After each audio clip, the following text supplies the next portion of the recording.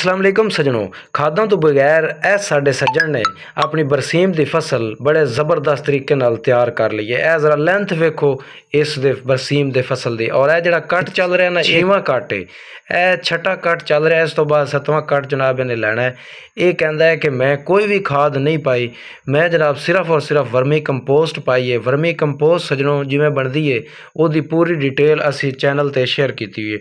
सजनों इस तरह की वीडियो थोड़े नाल शेयर करते रहांगे। वीडियो ਨੂੰ लाइक और शेयर जरूर करना है, तो चैनल ਨੂੰ सबसक्राइब जरूर करना है। आओ जानते हैं डिटेल। अच्छा सर जी, ਇਹ ਤੁਹਾਡਾ ਜਿਹੜਾ ਬਰਸੀਮ ਹੈ ਇਹਦੇ ਵਿੱਚ ਤੁਸੀਂ ਵਰਮੀ ਡੀਕੰਪੋਜ਼ਡ ਪਾਇਆ ਜੀ, ਤੇ ਇਹ ਹੁਣ ਤੁਹਾਨੂੰ ਕੀ ਰਿਜ਼ਲਟ ਇਸ ਦਾ ਮਿਲਿਆ? ਸਰ ਮੈਂ ਜਦੋਂ ਕਾਸ਼ਟ ਕੀਤਾ ਉਸ ਰਾਤ ਆਈ ਸੀ ਬਾਰਿਸ਼, ਠੀਕ ਹੈ ਜੀ। ਤੂਫਾਨ ਆਇਆ ਸੀ, ਬੀਜ ਮੇਰਾ ਜਿਹੜਾ ਨਾ ਉਹ ਸਹੀ ਨਹੀਂ ਆਪਣੀ ਜਗ੍ਹਾ ਤੇ ਰਿਹਾ, ਇਕੱਠਾ ਹੋ ਗਿਆ। ਕੁਝ ਬੀਜ ਨੀਵੀਂ ਜਗ੍ਹਾ ਤੇ ਸੁੱਕ ਗਿਆ। ਤੁਹਾਡੇ ਜ਼ਮੀਨ ਨੂੰ ਵੇਖੋ ਨਾ, ਥੱਲੋਂ ਵਿਰਲੀ ਹੈ, ਬਰਸਨ ਮੇਰਾ ਵਿਰਲਾ ਹੋ ਗਿਆ।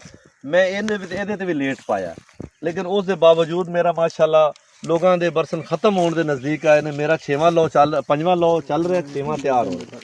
ਠੀਕ ਹੈ। ਤੇ ਇਹਦੀ ਲੈਂਥ ਦੇਖੋ ਜੀ, ਇਹਦੀ ਸਟਿਕ ਦੀ ਮੋਟਾਈ ਦੇਖੋ, ਡੀਏਪੀ ਤੋਂ ਬਗੈਰ ਸਟਿਕ ਦੀ ਮੋਟਾਈ ਦੇਖੋ। ਇਹ ਮੇਰੇ ਚਾਰਾ ਦੇਖੋ ਜੀ। ਇਹਦੇ ਅੰਦਰ ਤੁਸੀਂ ਕਿੰਨੇ ਬੈਗ ਪਾਏ ਨੇ? ਇਹਦੇ ਅੰਦਰ ਮੈਂ ਬਸ ਇੱਕ ਹੀ ਮੈਂ ਨਾ ਉਹ ਥੈਲੀ ਲੈ ਛੱਟਾ ਕੀਤਾ, ਇੱਕ ਝੋਲੀ ਤਕਰੀਬਨ 25-30 ਕਿਲੋ।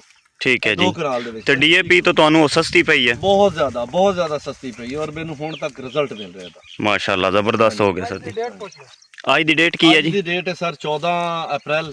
ਠੀਕ ਹੈ ਜੀ, 2024। ਤਕਰੀਬਨ ਇਹ ਹੁਣ ਤੁਸੀਂ 5ਵਾਂ ਲੋ ਲੈ ਖਾ ਰਹੇ ਹੋ? ਖਾ ਰਹੇ, 6ਵਾਂ ਲੋ ਮੇਰਾ ਪਿੱਛੋਂ ਤਿਆਰ ਠੀਕ ਹੋ ਗਿਆ। ਹਾਂਜੀ ਉਹ ਦੇਖ ਲਓ ਜੀ, 6ਵਾਂ ਤਿਆਰ ਹੈ। 6ਵਾਂ ਮੇਰਾ ਇਹ 6ਵਾਂ ਲੋ ਤਿਆਰ ਹੈ ਸਰ ਜੀ, ਬਹੁਤ ਹੀ ਕਮਾਲ।